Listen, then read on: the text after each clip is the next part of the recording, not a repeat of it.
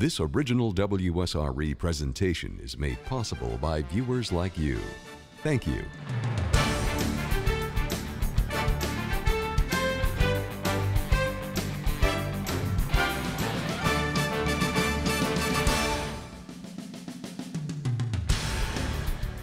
Good evening. We're meeting live tonight with 4 members of Northwest Florida's Legislative Delegation. The 012 session ended a while back with a $70 billion state budget and no tax increases.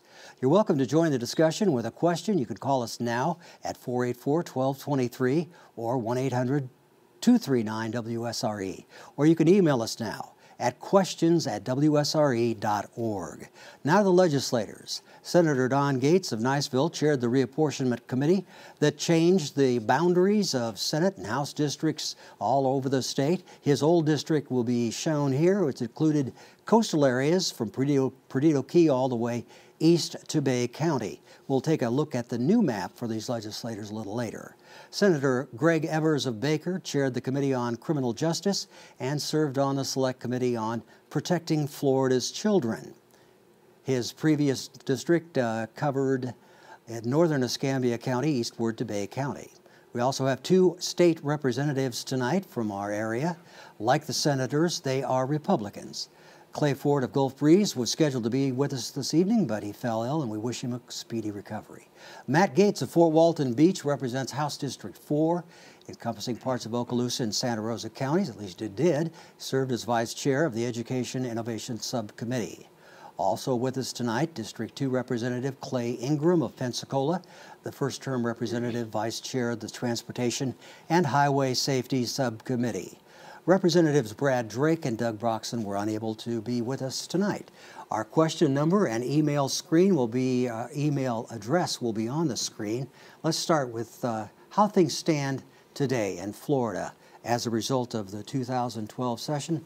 Senator Gates, you want to lead us off? Well, as you said, Lloyd, the good news is that Florida passed a budget, balanced its budget, is living within its means, unlike other large states that have initiated tax increases and lost jobs. And for the second year in a row, Florida has balanced its budget without increasing taxes or fees on its citizens or small businesses by 1 penny. And in the context of that, even with a balanced budget and not increasing taxes, we were able to restore $1 billion in education funding to K-12 schools and do a lot of other things that were important to Northwest Florida's economy. All right. Senator Evers. And to add to what Senator Gates said, but before, thank WSRE for having us on and for the viewers to give them an update on what this past session was. We passed a lot of legislation that was meaningful legislation that would affect our military, it would affect our elderly, and as well as our education with the extra $1 billion that we added. But one of the other things we did, we gave some tax incentives to small business to the tune of $90 million, as well as expand the cap on a corporate tax, which would allow more money to go to the charter schools and education funding. Okay, thank you. Representative Gates. Well, thanks, Lloyd. And the #1 metric that the constituents of Northwest Florida judge all of us by is job creation. And since Governor Scott has taken office, Florida has created over 130,000 private sector jobs. That's second in the country, only to the state of Texas. Just recently, a national entity ranked Florida the #2 state in the country to do business. And that's something to be very proud of. It's something that job creators notice. It's something that those who employ folks here in our community can use as a platform to be able to hire more folks and grow their businesses. We were able to do that, as the senator said, by keeping taxes low, but also by making government smaller. Since Governor Scott's taken office, we've set over 4,100 rules and regulations for repeal. And as government gets smaller and we get rid of things like the septic tank mandate that was ill-conceived, then that creates more oxygen and in the free economy and more of an opportunity for people to prosper. And that's the path that Florida's on today. Thank you, Clay Ingram. Yeah, thank you, Lloyd. To echo Senator Evers, thanks for having us here. I think it's a great way to communicate with our constituents. This session, again, could be characterized as being difficult because of the budget shortfall that we had. In the 2011 session, we had a $4 billion plus budget shortfall. And we closed that gap without raising taxes. That was difficult at the time, but we were rewarded with a AAA credit rating, and that's rare for a state to achieve that. And that results in lower interest rates, lower tax payments for the citizens of our state. And so, as tough as that was, it was it was the right thing to do, and I'm glad we did it. Once again, we had that budget shortfall, around $2 billion budget shortfall. Closed it without raising taxes.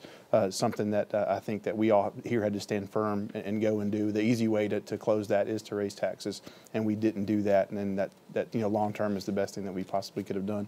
The other thing that dominated this session, of course, was redistricting, and it was the most open and transparent process that's probably ever been in the redistricting arena. And I think that Senator Gates obviously should be applauded for that. And I know we'll get to talk about it tonight. But those two things dominated the session, and everything else sort of fell under that. But I'm glad we have the chance to talk about it tonight. Okay. We have viewers do have questions, and if you just join us, you'll be able to see the number on the screen and our email address. If you'd like to ask us something, let's start with BP money, okay, the oil spill money. How will the legislature monitor the use of BP money, especially this viewers in Okaloosa County, in order to safeguard against fraud or abuse? Well, in Okaloosa County, we've had a very unfortunate circumstance where the bad acts of one individual have become the highlight of the attention. And what we have to realize is there were a lot of good things that BP money did to help get our economy moving again and ensure that we could continue to be in a place where visitors want to come. But Senator Gates and I have called for the Auditor General to go into Okaloosa County and determine the extent of the fraud and criminal activity there. That audit has begun, and we intend to ask the Joint Legislative Auditing Committee of the Legislature to look at all of the counties whose tourist development councils receive BP money, just to ensure that the proper safeguards were in place. Because the most important thing is to ensure that those resources went to rebuild our businesses. We've had some great years. We should be proud of what the private sector businesses have done with this past summer and the summer we're currently in. But we cannot allow confidence in government entities to be eroded by not being diligent in ensuring that those safeguards are in place. All right. Next question, another viewer, this one from Milton, has a question about the BP fines. If Congress passes the Restore Act, which would direct fines from BP to restoration of the Gulf, who would make the decision on how and where those funds would be used? Would those decisions be made by the county, state, or some type of governing board? Do you have any ideas on how the funds could be used to actually improve the water quality for the Gulf, Bay, rivers, et cetera? Well, the good news is that the legislature last year passed the Oil Spill Economic Recovery Act, which everybody who's here tonight helped to get passed through the legislature and convince the governor to sign. And that act assumed that there would be fines and settlements that BP and maybe others would have to reconcile with the federal government.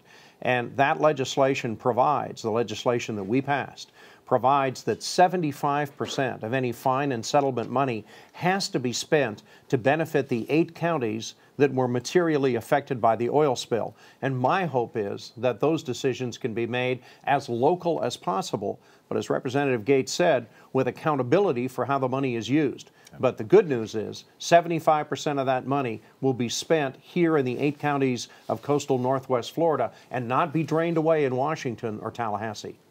All right, a question about real estate market. A lot of people concerned about the value of their homes.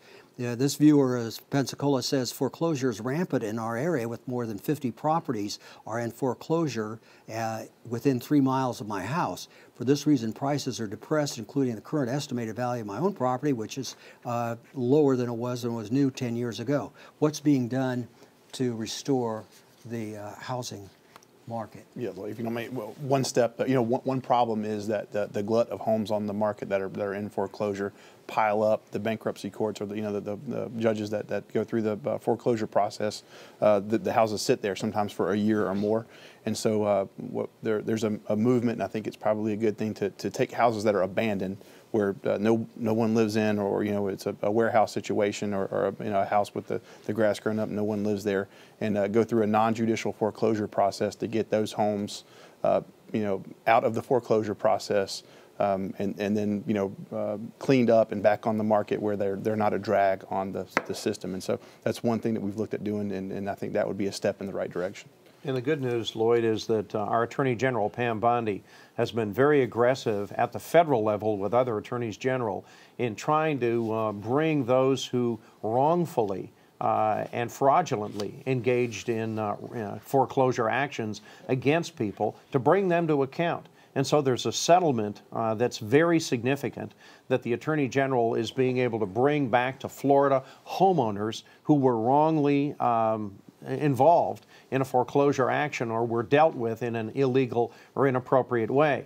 Now, one of the things, as Clay indicated, that we have to do is make sure that when there are abandoned properties or properties that really aren't being productively used, that they can go through a fair foreclosure process. People can be fairly treated, but that we can get through the foreclosure process so the neighborhood doesn't decline in value. Senator Richter had a good foreclosure bill at the end of the legislative session to do that very thing, but unfortunately we weren't able to get it passed. But thanks to the Attorney General, people who've been wrongfully foreclosed on are going to get some relief, and we're going to work together to try to pass something like Senator Richter's bill in the next session to make sure that there's funding and an expedited way to get foreclosures through the judicial process.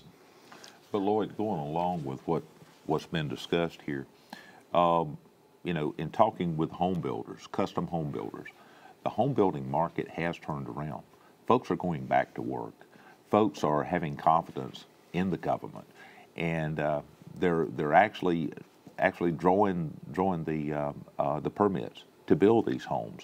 So along with that, I think you're going to have a cleaning out of the abundance of foreclosed homes that we have on the market. So, you know, with that, I think you know, the realtors have in fact, back even during session, I asked the realtors, I was speaking with them, and I asked them, I said, how many of you have seen the sales turn around? 90% of the folks in the room raised their hand. So that is a first indicator to me that our economy is on the rebound. You're watching Dialogue with the Delegation here from WSRE, PBS for the Gulf Coast. Lloyd Patterson hosting the program here, and your questions are welcome. We have a whole bunch of them in, but there's still time for you to ask something if you have a question for our legislative delegation. Let's go to education. This question from a Pensacola viewer: what innovative approaches are being taken to address shortfalls in both federal and state funding for programs at our higher education facilities, UWF, PSC, and our local government, ECUA, et.cetera., and singular organizations like the Santa Rosa Island Authority, the Chamber? Do funding issues need to automatically lead to higher taxes, millage rates, et.cetera.? Lloyd, I think that the very first thing to address, you know, what's being done, I know especially locally, to address the shortfall is President Bentz at UWF has approached some projects on the campus at UWF with private corporations to do public-private partnerships to help accomplish projects without having to use solely taxpayer money. And so it's creative, it's outside the box, and that's one thing that's being done to to close that budget shortfall. And Lloyd, the people of Florida spend $31 billion on K through 20 education every year. About $3 billion of that is fees, user fees, tuition. But the rest of the money comes from government, and that means it comes from taxpayers. And I'm not persuaded that it's necessarily always the case that more money gets better results. You've got to have enough money to get results. But this year we passed legislation that will allow high school students who can go further and faster to accelerate their high school careers and graduate for up to a year early. We also passed legislation to give financial incentives to universities like the University of West Florida, who will provide educational opportunities within their curriculum that will actually lead to real jobs in the real economy. You know, half the students who graduated from college in this country in 2011 are unemployed or underemployed, which means they're not working in areas that their degree prepared them for.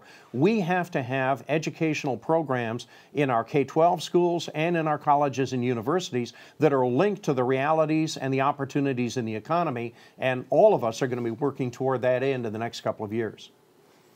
All right, next question is also from a Pensacola viewer. He asked the legislators to comment on Carl Hyacint's article in the News Journal in terms of useless university. According to the article, $50 million is being spent on the school Florida Polytech, located in Lakeland, where a branch of USF has been for 20 years. Hyacint stated this is the work of J.D. Alexander, the Republican chair of the Senate Budget Committee. And when some legislators balked, he threatened to cut millions of dollars from the USF budget if he didn't get his way. The legislature passed the bill, and the governor signed it.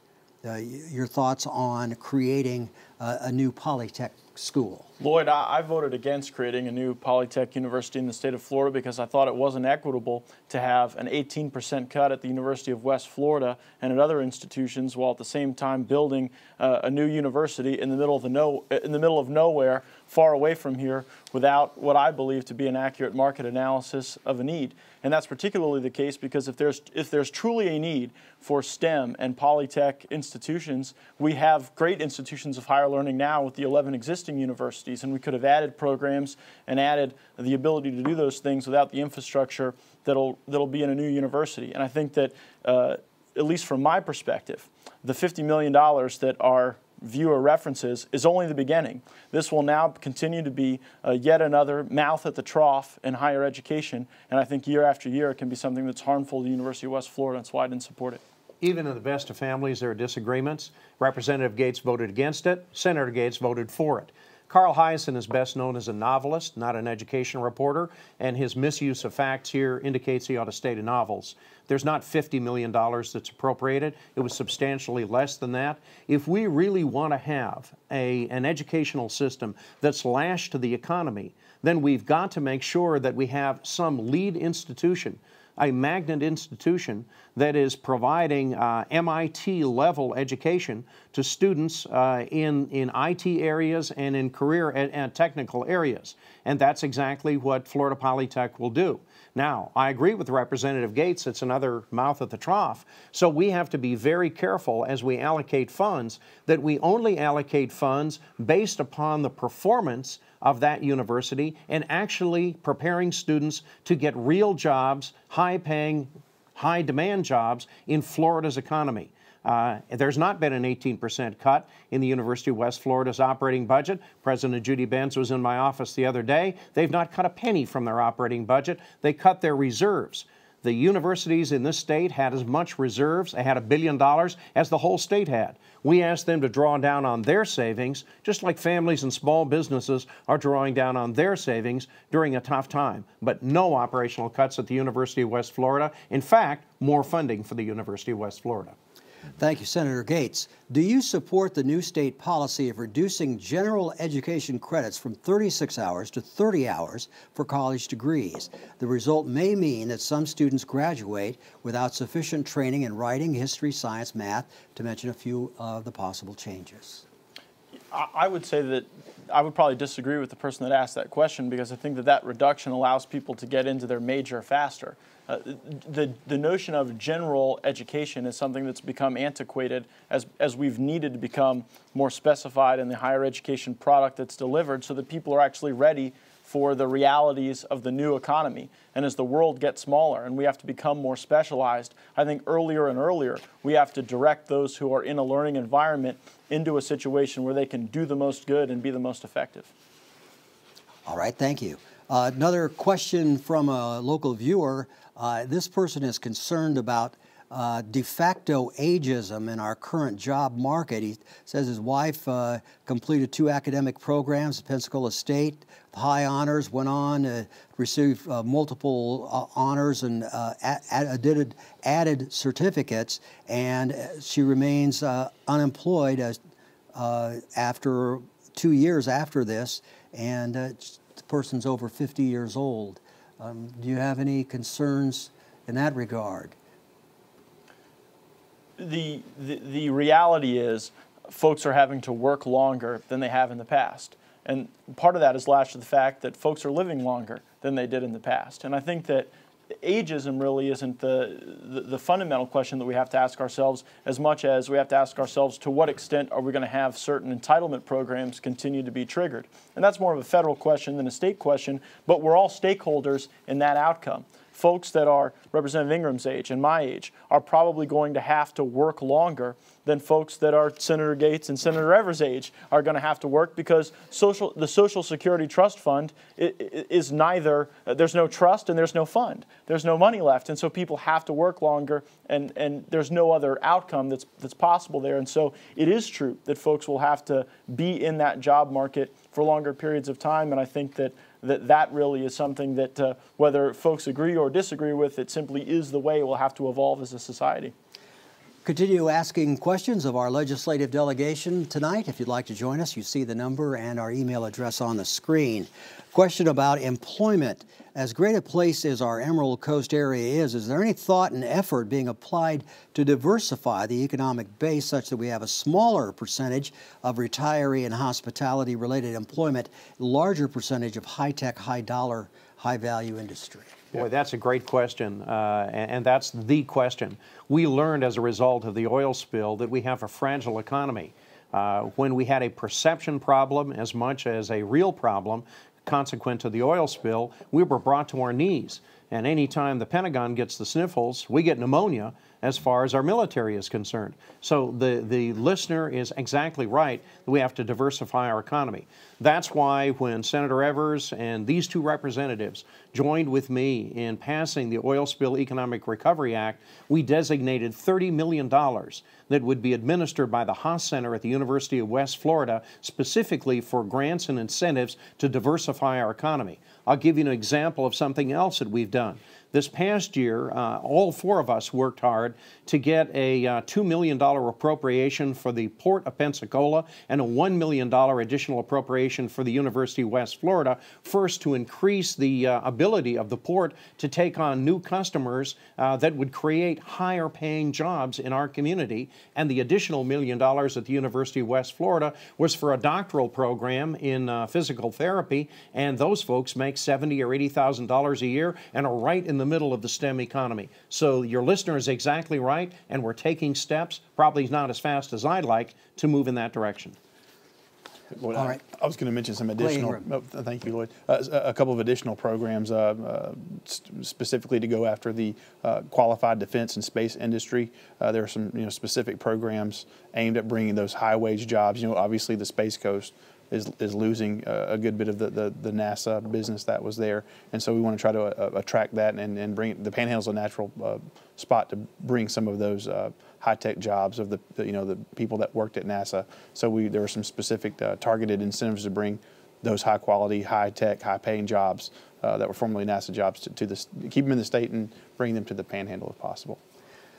Another question that deals with employment. The viewer says, what constitutes being unemployed?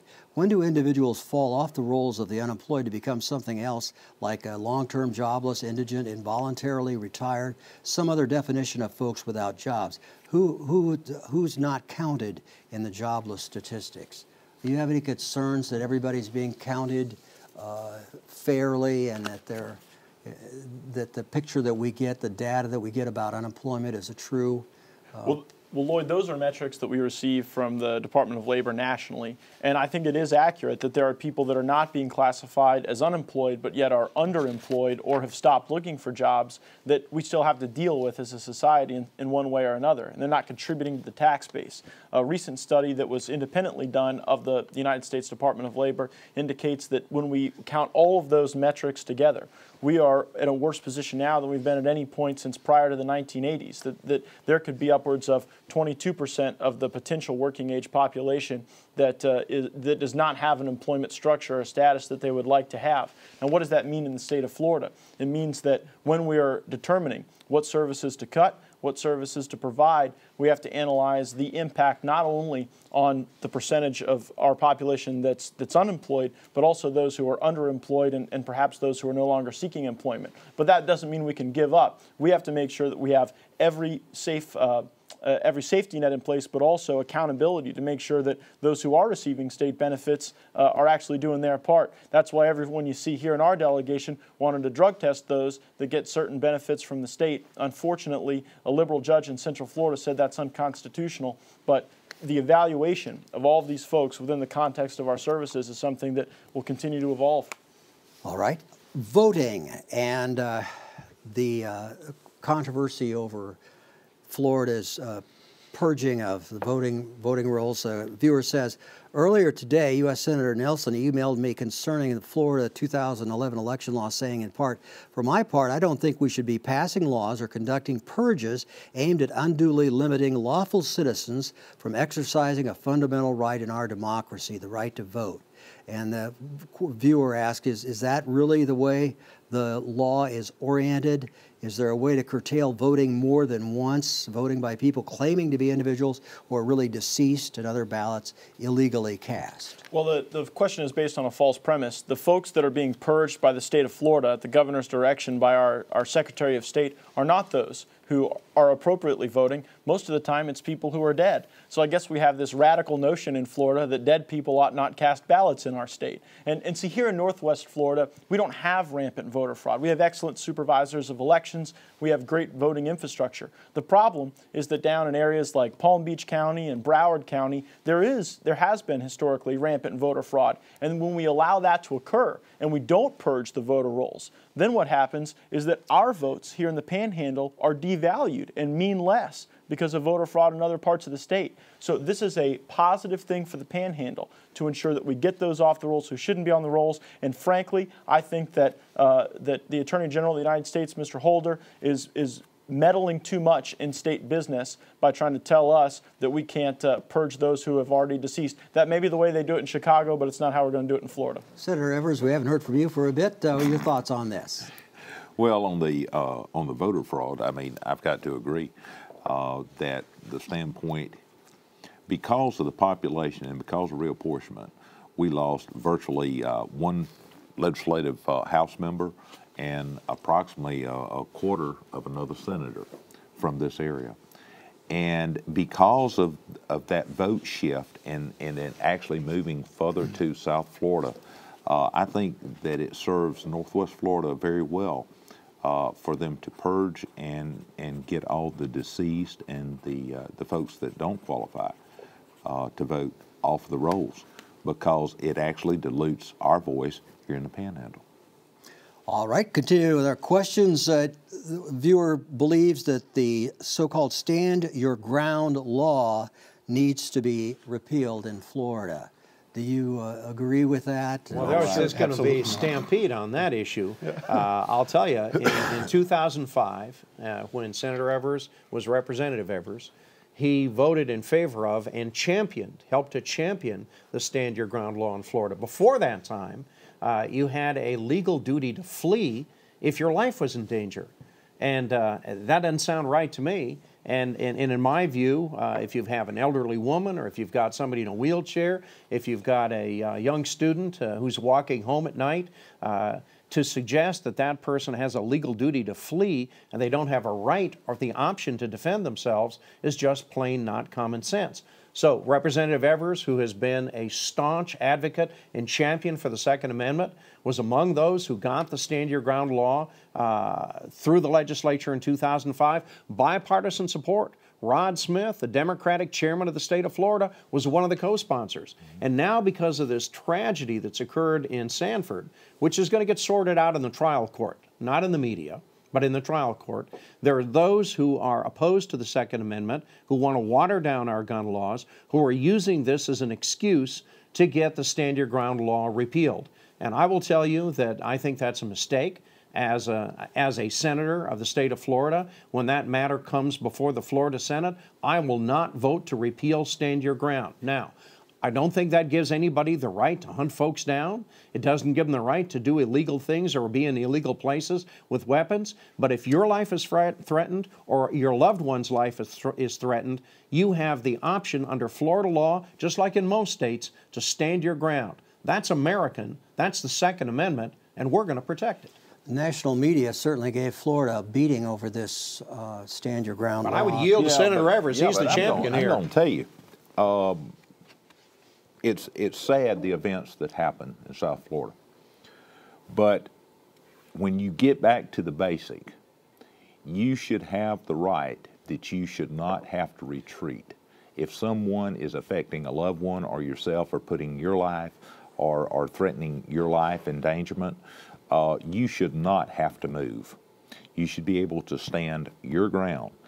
At the point that you actively go in pursuit of somebody, at that point in time, you give up your right of stand your ground. And it makes perfect sense. The law prior to that was that if you were approached, you had to run. Well, a lot of folks got shot in the back because they was running. But when we passed Stand Your Ground, it's helped with the tourist industry because part of the reason that we passed Stand Your Ground and some of the other Second Amendment rights was because there was a lot of car kidnapping where they were actually catching folks at red lights, snatching them out, and taking the car. But now we don't have that problem. So, you know, and the other side of the coin, they'll tell you, well, tourists don't want to come to Florida because we're the Wild West. We're not the Wild West. We're far from being the Wild West. But what we are saying is we believe in the Second Amendment, we believe in our Constitution, and we believe in the fact that a person has a right to protect themselves. And I, for one, with Senator Gates and with the House members here, Representative Gates, and I mean, the fact is that we will not change Stand Your Ground. Any tweaking that you see coming to Stand Your Ground, Clay? No, it's been well said, and Senator Gates said that it's America and the right to defend yourself and your life. I mean, it's a basic constitutional right to life, and so to be able to protect that with a firearm is as basic as you can get. And yeah, I'm a firm supporter of the policy. All right, let's go on to this next question from a nurse. It says, since '05, several states have enacted legislation that hold hospitals accountable for the development and implementation of nurse staffing plans to ensure appropriate staffing. When left to their own devices, large bureaucracies have a way of becoming unaccountable. Will you commit to passing legislation that protects our communities and our nurses? Thank you for your input. And the answer is no. You know, we saw what the class size amendment did to education. It drained $16 billion out of our curriculum and put it into hiring more teachers. And sometimes that was necessary, but sometimes it wasn't. It took the control away from local school boards and parents and put it in the hands of a mindless, senseless Tallahassee formula. That's wrong. And having spent 30 years in healthcare, I can tell you that I'm unaware of any hospital in Northwest Florida that has a nursing staffing pattern problem. We have a nursing shortage that ebbs and flows, and fortunately our state colleges and the University of West Florida are responding to that. But I don't know of any hospital in Northwest Florida that is that's inappropriately using a too thin nursing staffing pattern, and to have Tallahassee politicians mandate a nursing staffing pattern on every acute care floor in every hospital in the state of Florida is too much government interfering in people's health care. All right, let's go on to the next question as we continue interviewing our legislators from Northwest Florida here on WSRE PBS for the Gulf Coast. Let's have a question about abortion. We've heard a bit lately on the sex-selective abortion ban that was recently defeated in the Congress. Can you comment on where we stand in Florida in this relationship to this issue? I can, and I can very proudly say that Florida has been at the tip of the sword on the leading edge of defending unborn life. I was proud to sponsor and pass legislation during the prior legislative session that would have stopped any public funding of elective abortions. And this, I think, is the next evolution of pro-life protection. We debated and passed out of the House of Representatives this past year that would have stopped abortions that would have been based on sex or race, because it's not just truly a sex issue, it's also disabilities, and also you're seeing more and more abortion clinics gravitating towards minority communities. And in many ways, it's a minority genocide that's being allowed to occur because there hasn't been sufficient regulatory activity as it relates to abortion clinics. And so we've made generational progress in Florida to protect the unborn, and we're going to keep moving in that direction, because if government doesn't stand for anything, we stand to protect the most vulnerable among us, and that certainly includes unborn life. Other comments on that? All right, let's go on with a question about tuition. In the state of Florida is increasing now 15% or more every year, while the jobs outlook in our state continues to erode for working class Floridians. Many carry heavy financial student loan debt. How would each of you specifically create jobs in Northwest Florida and hold the line on further tuition hikes?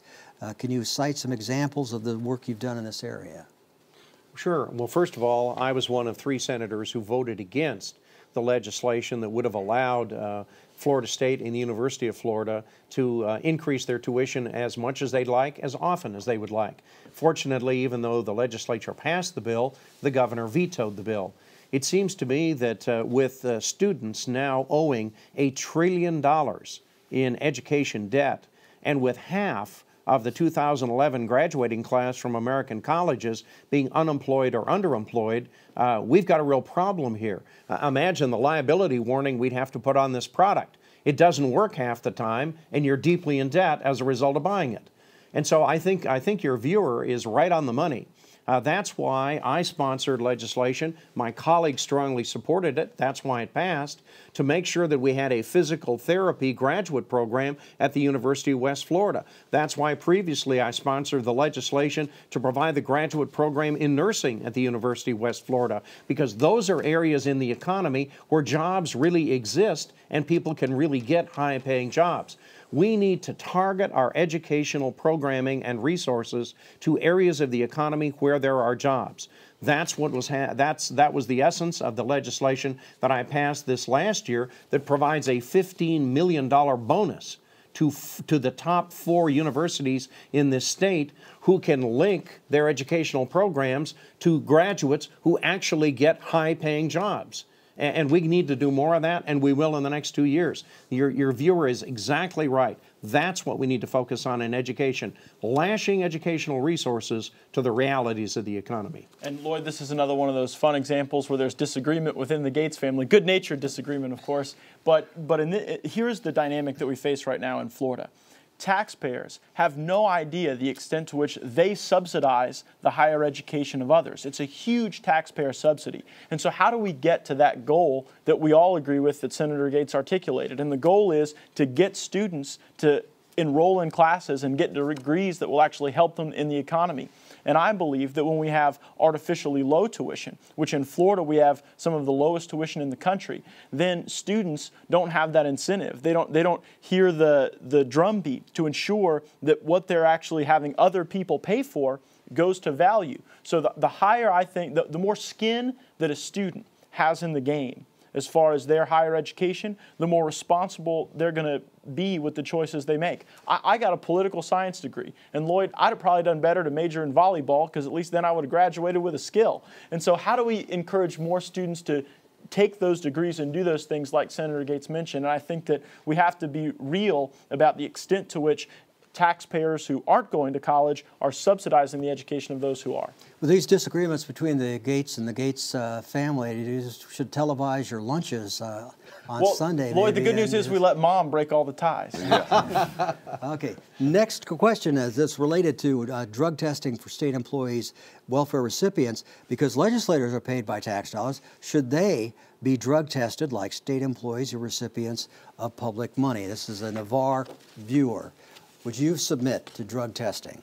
Why do you all look at me? That's not Lloyd, you know, the issue is, I think everyone here would probably agree that yes, if the policy was to test state employees for drugs, like the private sector does, almost every private sector job I've ever had, you know, you had to submit to a drug test before being hired. But I think that we would love to include legislators in that group. There were constitutional questions. I know this may sound like an excuse, but a similar case came up in Georgia, and a court ruled that I think maybe Marion Barry is a good example in Washington, D.C., that he was a known abuser of drugs, and he was subsequently reelected by the people in Washington, D.C. to be their mayor. And so I guess it comes down to the right of the people to elect who they want to represent them, whatever their vices may be. And so that's the issue, and that's why legislators specifically weren't included in that bill. And I've happened to sit on the committee where that bill came through the committee process, and that's how I became so familiar with it as it went through the process in the legislature. But the short answer is yes. You know, I'd be happy to submit to a drug test. I own a business where we require a 10-panel drug test for everybody that we hire. I think it's the right thing to do if you're going to be an employee of the state of Florida, particularly employees working with some of our most vulnerable Floridians. And if to make the medicine go down easier for state employees, it would be good to drug test the governor, the cabinet, and the members of the legislature. Line me up. All right. I don't have a problem getting a drug test either. Good enough. How long will Floridians have to pay the hurricane assessment fee on home and auto insurance? Well, as long as we have Citizens as such a robust portion of our insurance market in Florida, because Citizens relies on the CAT fund, and other insurers do as well. We've gotten ourselves into a terrible mess in the insurance business, and any politician that says anything different isn't being candid. When you have the government this involved in the private world of insurance, what happens is fewer and fewer private companies are willing to come to Florida to write those policies, and so the assessments continue to go higher and higher. Senator Gates, I believe Representative Ingram as well, we've taken the position that, and it may not be a popular position, but it's the right thing to do, and that is that Citizens ought to raise their rates so that people who aren't on Citizens, who live in Senator Evers' district and Representative Ingram's district, are not having to subsidize those who are on Citizens. And it's just this redistribution of wealth that's not what we stand for as a state. And so we're taking probably an unpopular political stance that Citizens ought to be actuarially sound and people ought to pay for their own risk. And this is one area where the Gates boys agree. I joined Representative Gates in signing a letter saying that people who are in the private insurance market should not have to subsidize those who have Citizens policies. If you're in a higher risk area and you own a home or a structure in that higher risk area, then you ought to pay more. My wife and I have a rental property in South Walton. It's not on the beach, but it's close enough to a coastal zone that we were dropped by State Farm and forced into Citizens.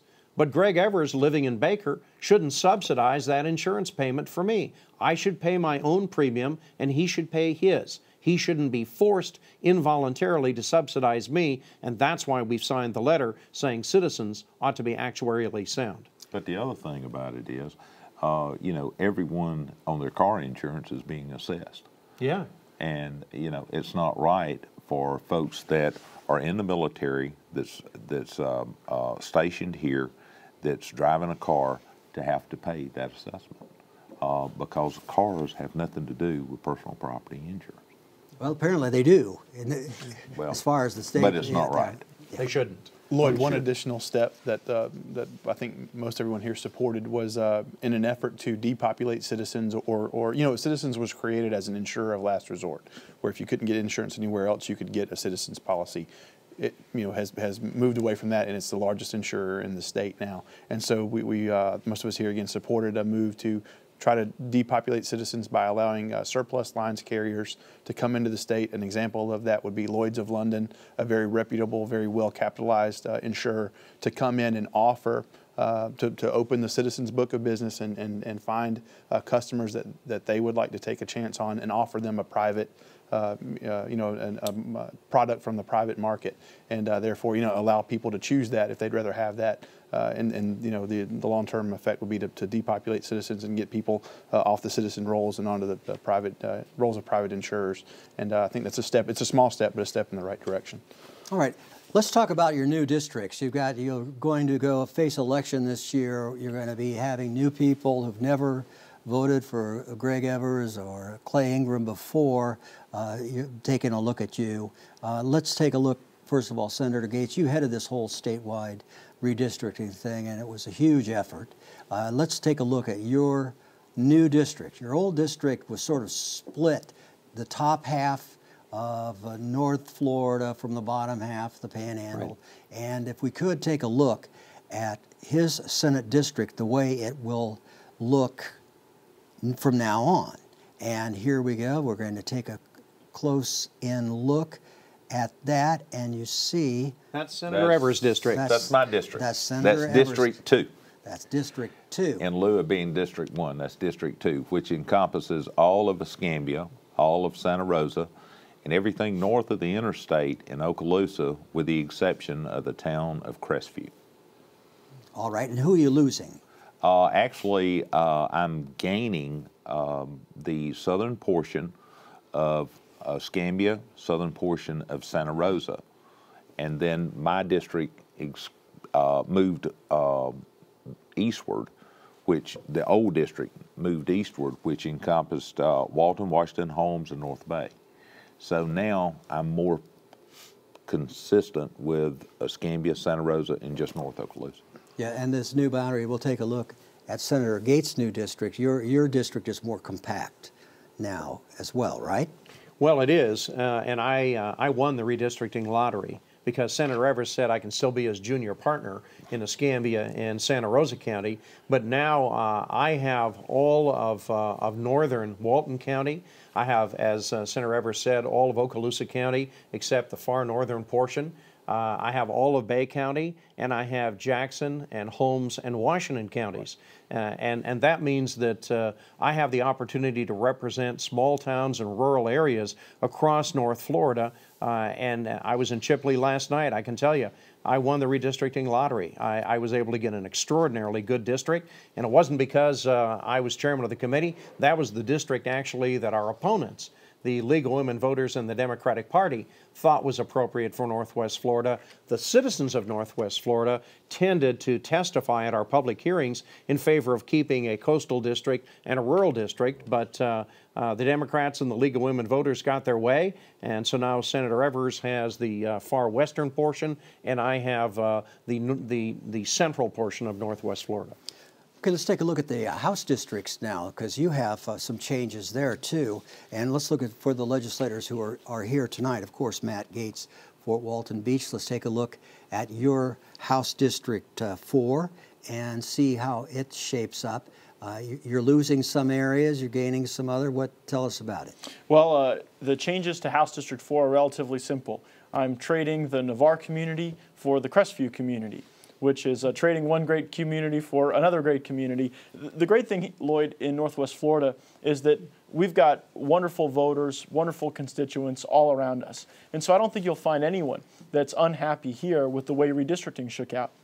You look at the differences in Central and South Florida, and you can have very different communities that are close by that now sort of awkwardly find themselves in the same district. But there were a lot of military retirees and war fighters in Navarre. There's also a lot of those folks in Crestview, and I'm going to be honored to represent them for the next couple of years. Very good. And House District 2, Representative Clay Ingram, you just were elected just the last time around. Now you're going to face a re-election to a new complexion in your district. Well, how does it look? That's correct. The district as it currently stands, House District 2, is the central portion of Escambia County, the 9-mile road corridor, essentially, and then everything south of there, excluding the city of Pensacola. I have a small sliver of the city of Pensacola in my district. The new district is considerably different. I still have the 9-mile road corridor, but give up the portion, the western part of Escambia County, Myrtle Grove, Warrington, those areas. And the new district, which will be called District 1, will take the 9-mile road corridor and then go north to Century and include everything that was formerly in Senator Evers' House district when he represented that area in the House. And so I'm excited about it. I went to school with a lot of the people in that district and look forward to meeting them in the coming months and hope to have the honor to represent those people in the House in the coming session. And one thing, Lloyd, we might say about the process. This was an extraordinary process. It was very inclusive. The public had a great deal to say about how the redistricting was done. We're required to do it every 10 years, as you know, when the census is done at a federal level. But 2,000 Floridians participated in giving oral testimony or written recommendations and suggestions. 172 people in Florida, regular citizens, submitted maps how they thought the state ought to be divided in order to create more compact, equitable, and sensible districts that complied with the law.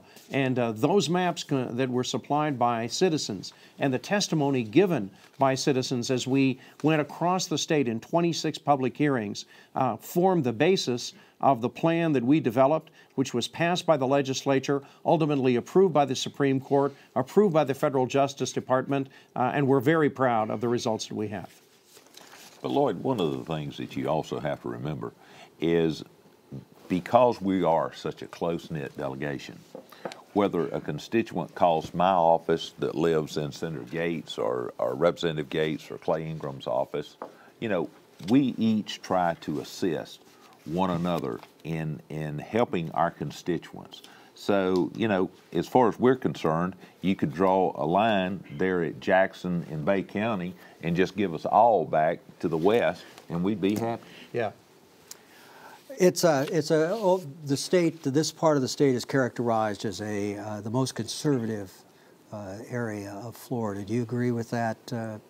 I definitely agree with that. I think that, you know, if our delegation could call all the shots and pick the bills to pass and to set up the budget and what we would look for in the future, I think that your budget probably would have wound up being $10 billion less than what it was. You would have a lot less regulation because from the standpoint of us being so conservative and working so closely together, we understand our constituents because we are one of them. Well, and the proof's in the pudding, Lloyd. If Northwest Florida wasn't the most conservative part of the state, they probably wouldn't have elected the four of us. Okay.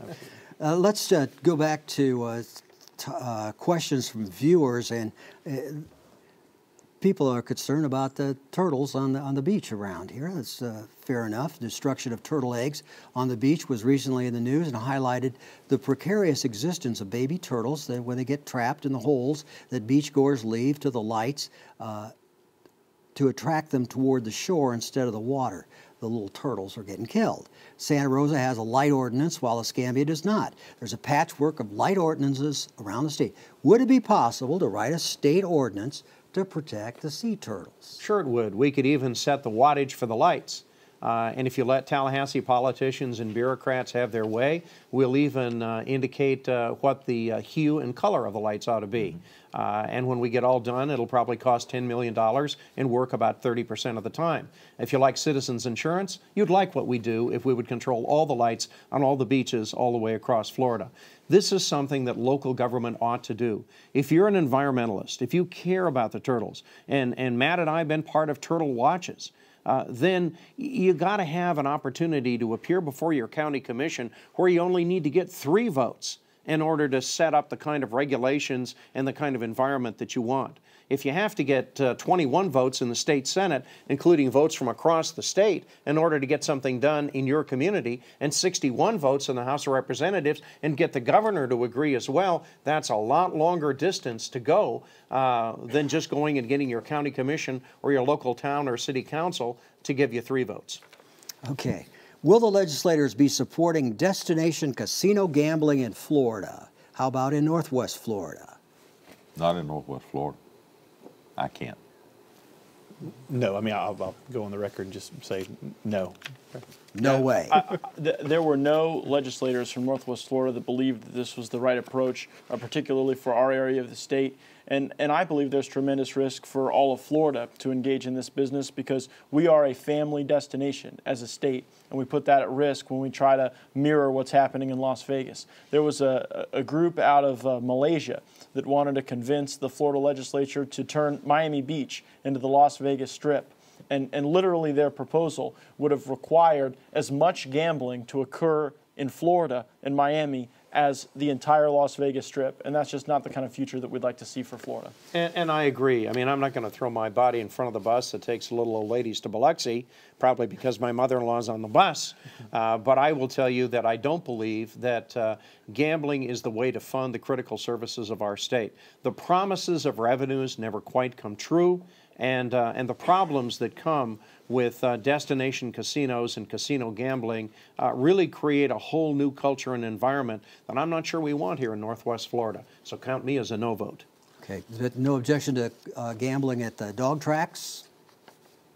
Well, that's a different type of activity. And Florida has a long history of pari-mutuels and wagering. And frankly, there's some of that I think there may be those among us, myself included, that are uncomfortable with. But that's an existing structure. And it's one thing to say we have an existing structure in our state. It's quite another to say that we want to literally turn Miami Beach into the Las Vegas Strip. All right, there have been some complaints from senior citizens having trouble getting their pain medications because of the new law cracking down on Florida pill mills. Have you been hearing anything from your senior citizens unable to get the pain meds they need? I have heard a little bit, Lloyd, and having spent a lot of my life associated with hospice care, I'm very concerned to make sure that people who have chronic unremitting pain associated with a terminal illness, for example, aren't somehow disadvantaged by the good intentions of the legislature to control what I would consider to be fraudulent and victimizing pill mills that we see a lot of in South Florida. So I supported the legislation to curtail the pill mills and give the Attorney General the authority to shut them down. But if we need to adjust the legislation to make sure that people who have chronic pain and who legitimately need pain medication can get it, and to make sure that physicians like hospice physicians can administer that medication, we certainly can make adjustments in the law. All right, we're down to our last couple of minutes here. I'd like to ask each of you to just kind of summarize, where do you think is Florida headed the right direction, do you feel, economically? Clay Ingram, do you think the state is going to be in better? Next time you meet in Tallahassee, is the state of Florida's revenue going to be increasing? Are things going to be looking better? Yes, we have a chart that sometimes sits outside of our office that shows the decrease in state employees and the increase in private sector employees. I think Representative Gates referred to those numbers earlier. And you know, when we're talking about having increased, you know, in the short period of time that we've been here, you know, we have 135,000 private sector jobs that have been added to the economy. It's a step in the right direction. We've got to continue the hard work and make hard decisions. But yes, I think we're, in the state of Florida, going in the right direction. Right direction, Representative Gates. Absolutely, Lloyd, and here is the bet that I'm willing to make. When we come here next year for our next dialogue with the delegation, Florida will have more people in private sector employment than they do today, just like we have more folks in private sector employment today than the last time we had to meet. But the real question is, how do we stay on that right path? And the magic elixir is pretty easy to put together. Low taxes, better quality of life, limited government regulation, and then allow Florida to do what Florida always does, and that is to be one of the most attractive places in America to retire safely, raise a family, and start a business. Senator Evers, anything you'd like to add? We just have a few seconds. I think we're definitely on the right path. And, you know, alluding to what Representative Gates said, I mean, you know, we are a whirlwind. We're very attractive to the other 49 states to move here. The weather's fine. You know, we encourage businesses to move here. We've got 3 or 4 new businesses that within the next 6 months will be adding to those private sector jobs. We only have a few seconds left here, Senator Gates. Well, we're headed in the right direction, 15 months of continuous job growth, but you can drown in a creek that on the average is 3 feet deep. We need to do more. We need to be more aggressive in Northwest Florida and particularly in Escambia County to diversify our economy, and the 4 of us are committed to that in the next year. We thank you, the 4 of you, very much for being here with us tonight. We thank our viewers. Thank you for your questions. And for WSRE, I'm Lloyd Patterson. Good night.